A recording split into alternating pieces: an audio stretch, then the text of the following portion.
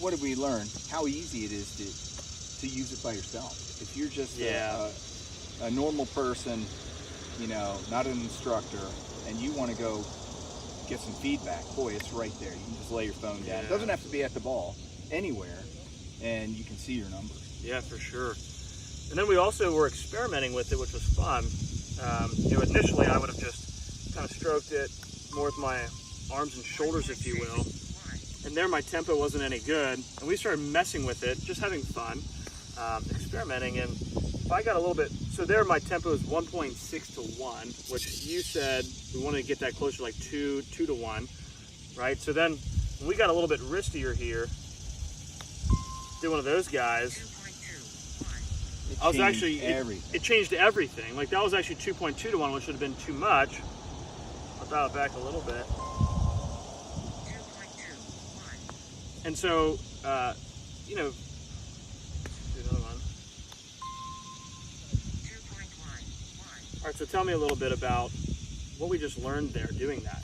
Well, I think the biggest thing for most players, not necessarily you, but I think for players of your caliber and the real low handicappers, we're actually trying to make a change. See if there's a problem with that tempo that's sort of out of the box that relates to your putting, of why you may not be a great putter for your level player.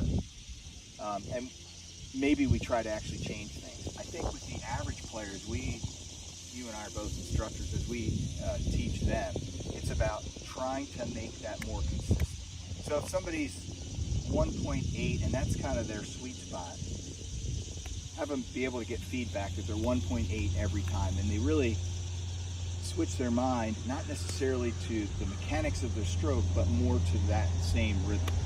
Because we became good players because of rhythm that we could repeat. Repetition and tempo, right. That's what's great, to be able to see that right here in front of people. Absolutely. This is really cool. And I love like the feedback of just, like I was telling you before, I never had something where I could actually measure the feel to which I was actually swinging the putter. I was always just kind of working on my starting line or my stroke and the shapes of swing category, versus I never actually had something where I'm actually focusing now on what it actually feels like. I'm exaggerating there just because we were messing with it. And for us, being forced to do this video, now we're both a little more curious as to how do we get folks to make changes. Because we've been trying and tinkering and doing some things, but maybe now we talk to some other golf pros and see how they've used it.